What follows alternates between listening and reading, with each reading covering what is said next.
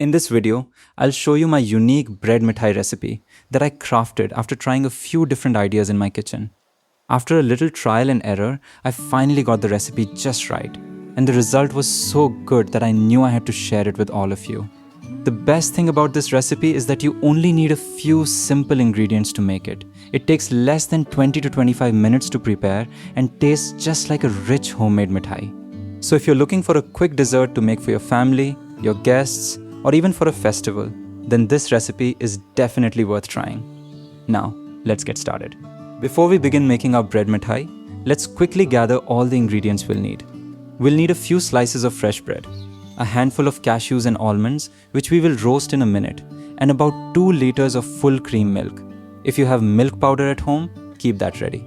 If not, you can also use condensed milk of any well-known brand. We will also need about half a bowl of coconut powder, and for sweetness, add sugar according to your taste. And for that extra touch, we'll need 4 or 5 green cardamom pods and a few strands of kesar. I highly recommend adding the kesar as it gives the mithai a beautiful golden color and a lovely aroma. And that's all we will need to make this delicious recipe. Now that everything is ready, let's start making this bread mithai.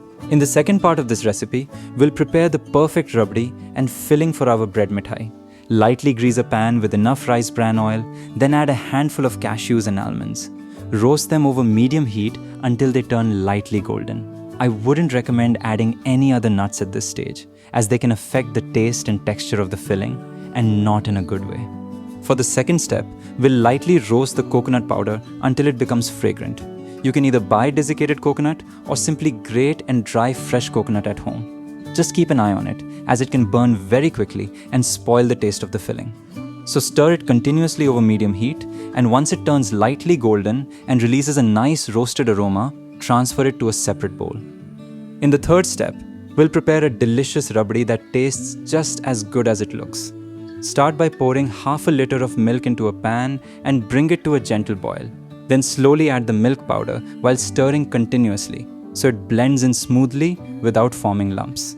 Even if a few lumps form, just keep stirring. They will dissolve as the milk thickens. Then add rest of the milk and let the mix simmer for 5 minutes on low to medium flame. Next, we'll add 4 or 5 green cardamom pods to the mix. Just make sure to crush them slightly before adding, so they release more flavor. This will help give the rabri that authentic sweet aroma and a lovely flavor. This is also the right time to add sugar, depending on your taste. Once everything is mixed well, let it simmer for about 5 minutes on low to medium flame, so all the flavors come together. Then add a few strands of kesar. It will give the rabri a rich golden color and that classic royal touch that makes every bite of this bread mithai feel extra special. Finally, using a whisk, give it a good mix so everything blends into a smooth, creamy texture. For the last step, we'll prepare the filling for our bread mithai. Start by lightly greasing a pan with a little oil, then add the ground cashews and almonds. These are the same nuts that we roasted earlier, so they'll already have a wonderful aroma. Now add a little bit of milk and start mixing everything together. If the mixture feels too dry or is difficult to stir, don't hesitate to add a little more milk. Just avoid adding too much at once. We're looking for a smooth paste-like consistency with a light golden brown color.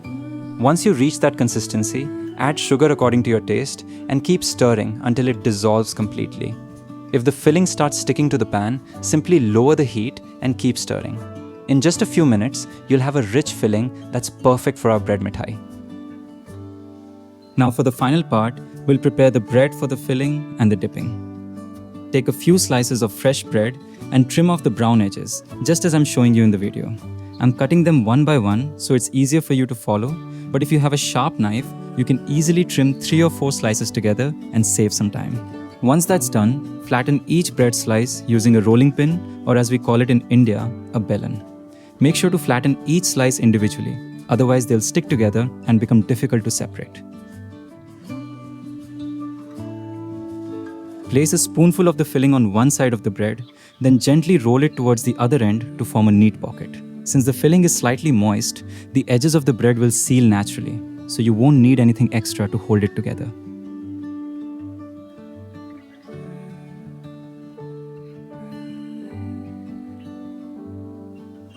To give it a shape, use a small metal bowl with a slightly sharp edge and gently press it over the filled bread to cut it into a neat half-moon shape. Repeat the same process with the remaining slices. And that's it! Your bread mithai is now ready to be dipped in the rabri. Let the pieces soak for about 5 to 10 minutes or until the outer layer becomes soft and absorbs all those delicious flavors.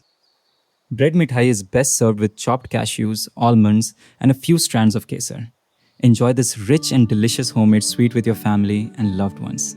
If you enjoyed this recipe, please give this video a thumbs up, share it with your friends and family, and subscribe to the channel for more easy and delicious recipes. Thank you so much for watching, and I'll see you in the next video. Until then, happy cooking.